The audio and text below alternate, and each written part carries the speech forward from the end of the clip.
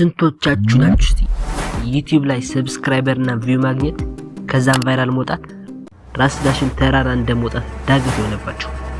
ለምን ይመስላችኋል ዩቲዩብ የአንዳንዶችን ቪዲዮ ሰማይ የተቆሰ ለምን ይመስላችኋል እኛ ቪዲዮ ስንለቅ የኛን ቪዲዮ የሚደብቀው? ለምን?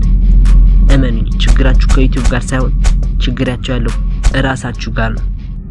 አሁን እናንተ ምርጫ ነው ተስፋ መቁረጥ ወይም መፍትሄ መፈለግ። አያይ ተስፋ መቁረጥ የለባችሁ። ስለዚህ መፍትሄው ምንድነው ካላችሁ ከዚህ ቪዲዮ ንቅ እንዳትሉ እርግጠኛ ነኝ ቪዲዮውን ትወዱታላችሁ። ስለዚህ አሁኑኑ ወደ ቪዲዮ። እሺ በመጀመሪያ የምንሰራቸውን ቪዲዮዎች ምንም ቪው ያገኙ ካልሆነ የመጀመሪያውና ትልቁ ስህተታችን ተፈላጊ ቪዲዮዎችን እየሰራን አይደለም ማለት ነው። ስለዚህ ቪዲዮዎችን አለመታየት ምክንያት ሰው ለማየት የማይፈልገውን ቪዲዮ አለመስራት ከሆነስ እንግዲያውስ ከሁሉም በላይ መጨነቅ ያለብንና በደንብ ማተኮር ያለብን ከስሩ ከቪዲዮ ሐሳብ ነው።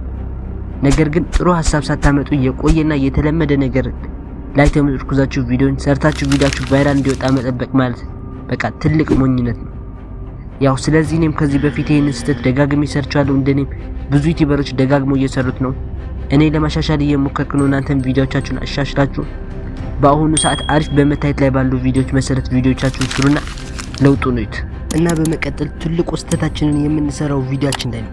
እናም ይሄንን ቃል ብዙ ዩቲዩበሮች ይደጋግሙታል። አሁን የምደግምላችኋለሁ ኢንትሮአችን ካላማረ ማለት ተምኔልና ታይቱል ላይ ስለገለጻቸው ነገሮች በመጀመሪያዎቹ እስከ 30 ያሉ ሰከንዶች ካላብራራናቸው ቪዲዮአችንን ለማየት የገባ ሰው በሙሉ የቪዲዮ ትርጉምነት ስለማይገባው አንድ ደቂቃ እንኳን ሳይልን ተሰላችቶ ይወጣል ማለት ነው። በመቀጠል አንዳንድ ጀማሪ ዩቲዩበሮች ላይ ያስተዋልኳቸው ነገሮች የቻናላቸውን ቪው ዱሬሽን ለመጨመር በሚል የማይገባ ነገሮችን እየጨማመሩ ያንዛዙ።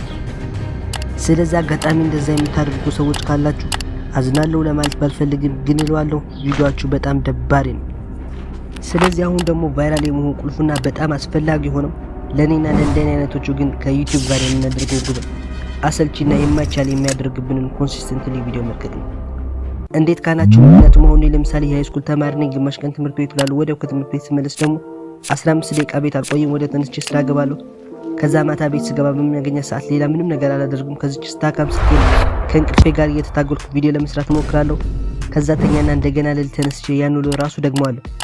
ይሄንን ስክሪፕት እንኳን ስጽፍ አሁን ለአራተኛ ጊዜ ተነስቼ ፊቴን እየታጠብኩ ነው። እና ወደ ያላዛባችሁና ባጭሩ ለማለት የፈለኩት እኔ እንኳን ሌሊት ብቻ እየሰራው በሳምንት ኮንሲስተንትሊ አንድ ቪዲዮ መልቀቅ ከቻልኩ አብዛኞቻችሁ ደግሞ ከኔ ተሻላችሁ ናችሁ። እና ምክንያት አታብዙ። ባጭሩን ያደረኩት እናንተ የማታደርጉበት ምንም ምክንያት የለም። ስለዚህ ባጭሩ ለመግለጽ ያክል ኮንሲስተንትሊ ቪዲዮ መልቀቅ ማለት እናንተ እንደፈለጋችሁት በሳምንት አንድ ከሆነ አንድ ያለማቋረጥ በየሳምንቱ አንድ ቪዲዮ መልቀቅ ማለት ነው።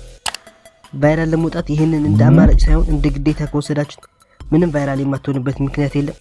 ስለዚህ አሁን ደግሞ በመቀጠል ስለ ሁሉም ስኬታማ ዩቲዩበሮች የሚጠቀሙበትና የዩቲዩብ አልጎሪዝም ክርዳዱን ከስንዴው ስለሚለይበት ስለ ስኬጁል እናውራ።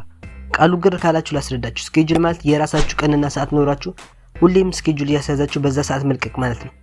እና አንዳንዴ አጋጣሚ ቪዲዮ ለመልቀቅ ወደማይመቻችሁ ቦታ የምትሄዱ ከሆነ እንኳን ቪዲዮ ሰርታችሁ ስኬጁል አሳዛችሁት ቪዲዮውን ትጭኑታላችሁ። ከዛ በዛ ባሳዛችሁት ሰዓት ላይ ሳትነቁስ ራሱ ቪዲዮ ይለቀቃል ማለት ነው። ስለዚህ ይሄኔና ያንደንዶቻችሁ ዋናው ችግር ነው። ምክንያቱም ሰዓት ጠብቀን ሳይሆን ቪዲዮውን ሰርተን በጨረስንበት ቀን ነው ቪዲዮን የምንለቀው። እያለ ይሄ ነገር ዩቲዩብ ሲደጋገምበት እኛን እንደ ቋሚ ስለማንመስለው ቪዲዮአችንን ሰጀስት ያደርግልን ማለት ነው። ስለዚህ በተቻላችሁ አቅም በተመሳሳይ ቀንና ሰዓት ቪዲዮ ልቀቁ። ከዛ ይሄ ነገር ዩቲዩብ ሲደጋገምበት ቋሚ ሰራተኛ ናችሁ ብሎ ስለሚያስብና ቪዲዮአችሁን ለሁሉም ያዳርስላችኋል። ስለዚህ እዚህ ድረስ ካያችሁ አንድ ቲፕ ልስጣችሁ። ይሄ ችግር ብዙ ጀማሪ ዩቲዩበሮችን ያጣንበትና ሁላችንንም የሚያጠቃ ችግር ነው። እሱም ራስን ከሌሎች ዩቲዩበሮች ጋር ማወዳደር ነው። አንዳንድ ዩቲዩበሮች በአንድ ወይም በሁለት ቪዲዮዎች ቫይራል ይወጣሉ። እኔና መሰሎቼ ደግሞ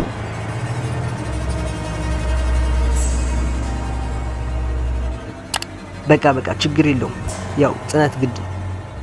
ስለዚህ ባበደ ሐሳብ ዙሪያ ኢንትሮ አቀራረቡ ኤዲቲንግ ምናምን ያበደ ቪዲዮ ሰርተን ስኬጁል ያሳዝን ኮንሲስተንትሊ ቪዲዮ መልቀቅ ከጀመራችሁ እመኑ ቫይራል የማትወጡበት ምንም ምክንያት የለም። እና እነዚህን ሁሉ አማልታችሁ ግን እኔ እንዴት በስልኬ እነኚህን ቪዲዮዎች እንደምሰራው ግር ብላችኋል? አታስቡ። በዚህ ቪዲዮ ፒሲ ለምን የሚያስብሉ ጠቃሚ የማይል አፖችን አሳያችኋለሁ። ይሄንን ቪዲዮ ከወደዳችሁ ደግሞ ላይክ እና ሰብስክራይብ አድርጉ። በዚህ ቪዲዮ እስክንገናኝ ይመቻችሁ።